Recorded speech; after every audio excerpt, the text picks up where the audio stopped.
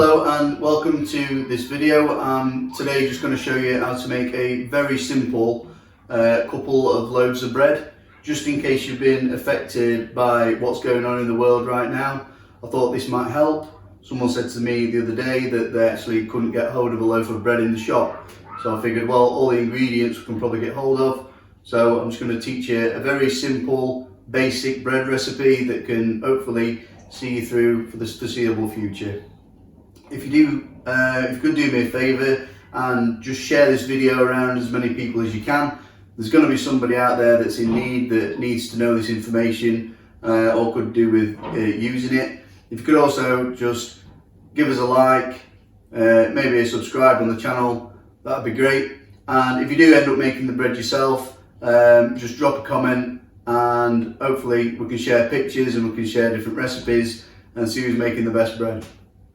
Anyway, so to start off, what we're going to need is some lukewarm water. Now this needs to be just lukewarm, so I normally do it on finger temperature. I'll stick my fingers in, I think that's about the right temperature in my body.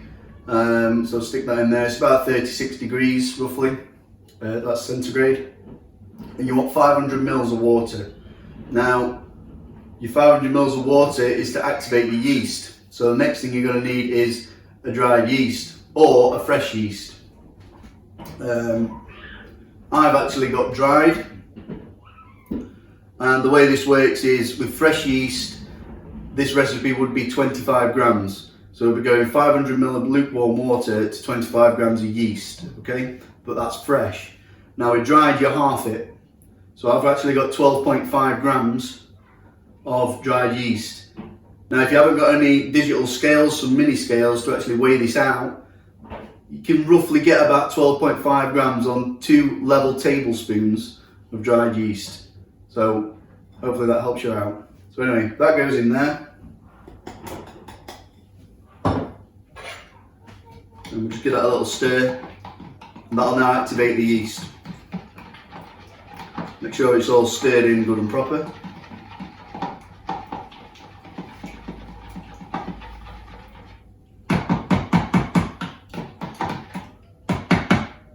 Maybe give it a whisk.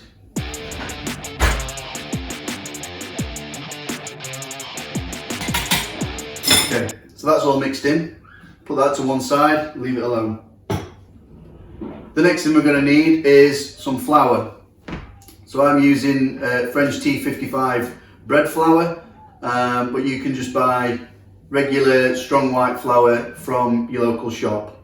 Now I'm using a kilo here, so it's a kilo of flour to 500 ml of water, 25 gram of fresh yeast or 12.5 of dried yeast.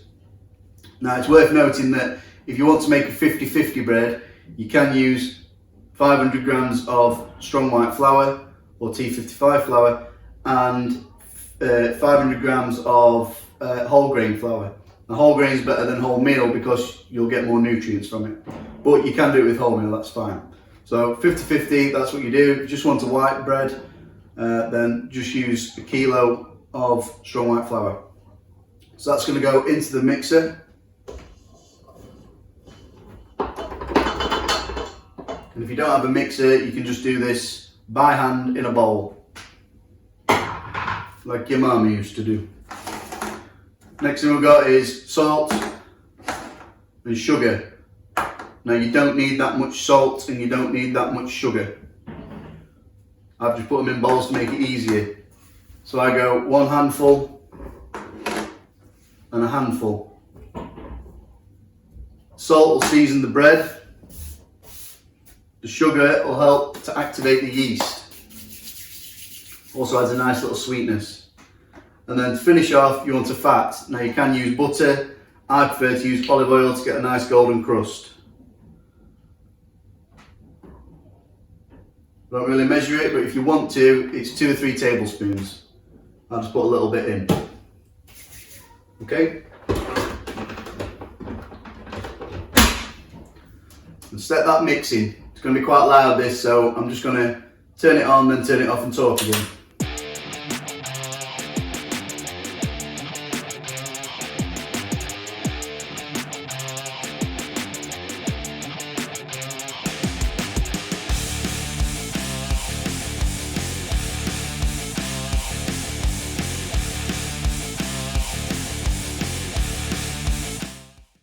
Now I've mixed the dry ingredients together with the oil, I'm now going to pour the water and the yeast in. Now it's worth noting that I use 500 grams so I can get the whole amount of liquid and yeast into the mix. I will need to add a little bit more water after, but it's important that we get the whole thing in, obviously, so we don't lose any yeast. Give it a quick mix, and then I'm going to turn this on and I'm going to slowly pour it in, and I'm going to show you how we do it.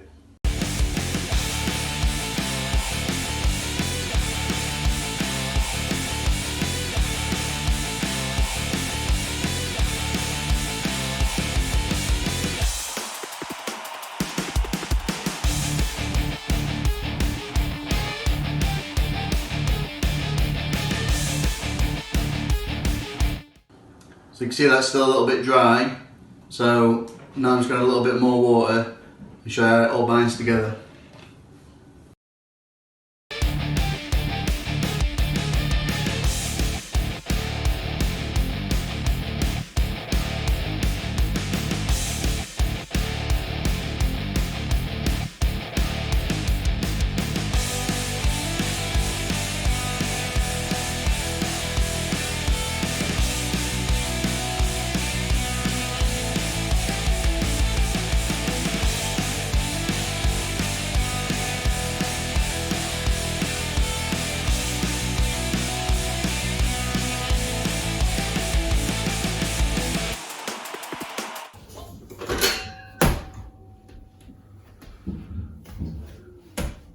And that's your dough. So should feel quite sticky. So now we're just going to knead it. Some people like to use flour. I don't, because I think it dries out too much. If you get your quantities right, then you shouldn't really need flour anyway, because it shouldn't stick.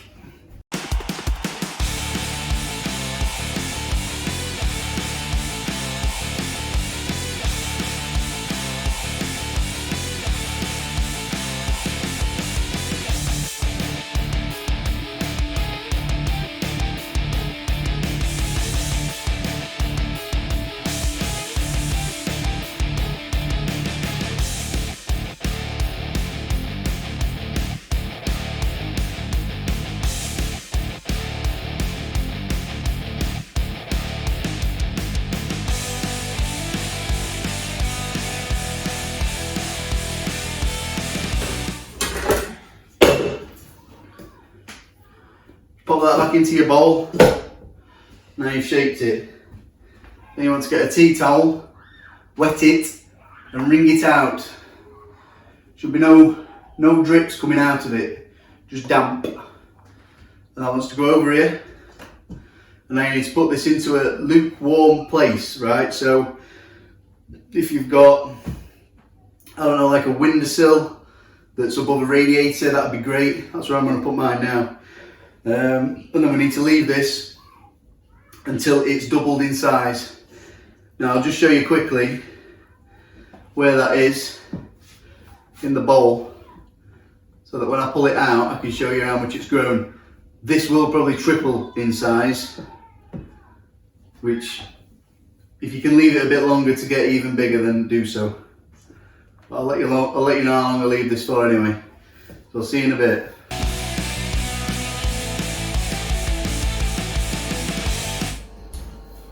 Okay, so we've had nearly 2 hours of proving time now, and as you can see by the top of the towel, it's risen, tripled in size.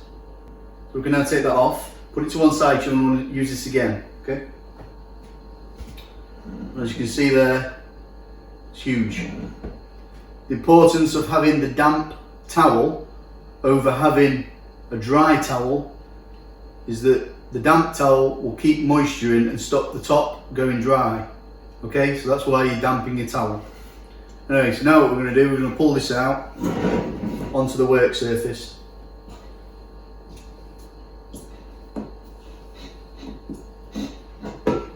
Okay, and we're going to knock it back. Now the trick is, you don't want to knock it back too much, because you don't want to knock too much air out of it. Okay, and we're doing 2. I'm going to do 2, so I've got these bread tins here, 1 and 2. I'm going to put them in these. you don't have bread tins, that's fine.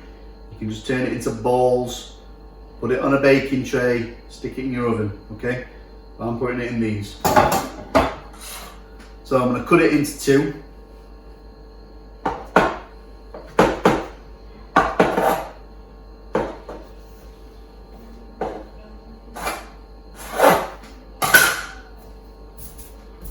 This is where you may want to flour your surface a little bit.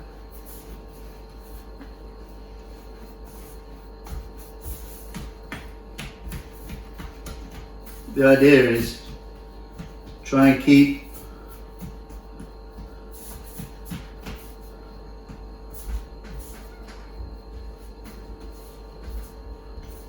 as much air in it as you can.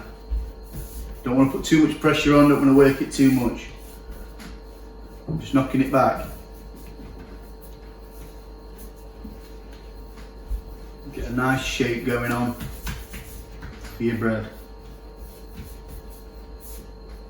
Obviously I'm putting it in tins, so I'm making them a bit longer so they'll fit in the tins.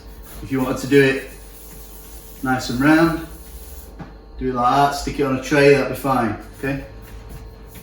I'm going to make them a bit more sausagey, so they sit nice in my tins, okay? I don't know if you can see that there, but there's an air bubble there. That's what you sort of want. And then I'm just going to flour these up, put them in my tins, score them and prove them again in a nice warm environment. I'll show you all that now.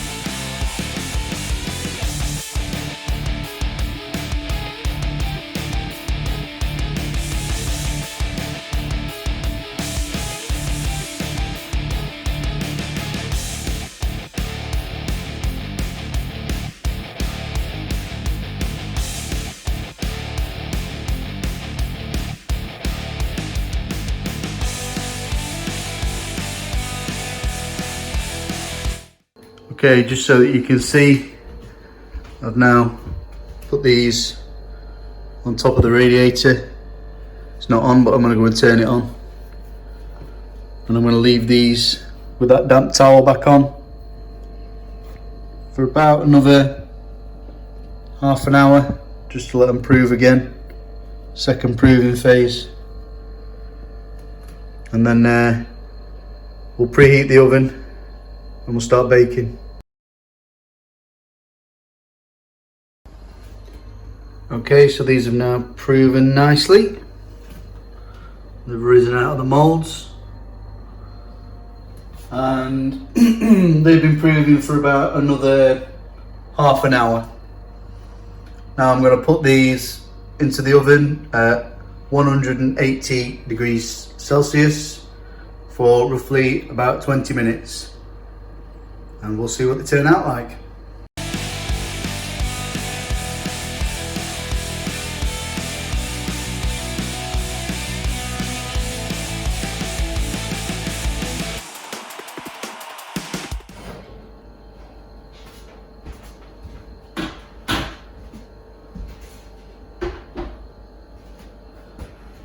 Okay, so these have had 25 minutes at 180 degrees Celsius and they're now ready. Give them a little tap on top. They should sound really hollow. That's how you know when it's ready, okay? Personally, I'll put it on a cooling rack. I'll leave it inside the tins. Because if you try and take them out while it's like this, one, it's hot, you're going to burn yourself.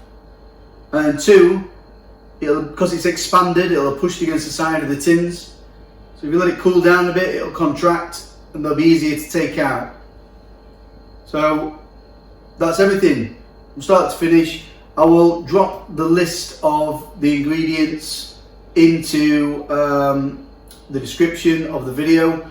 So if you need to just go and buy those things when you go to your shop, you'll have a little list there to grab. And I really hope you enjoyed the video. I've really enjoyed doing it. Something I've done for years is cooking, so it's something I'm passionate about, I've been passionate about. Like I say, if you like the video, please give it a like.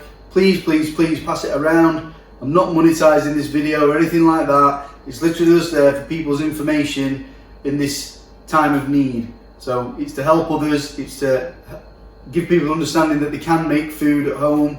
They don't need to buy it all. So, you know, share it with your friends, share it with your family, and let's all stay safe, and let's not go hungry together. Okay guys, thank you very much. Cheers.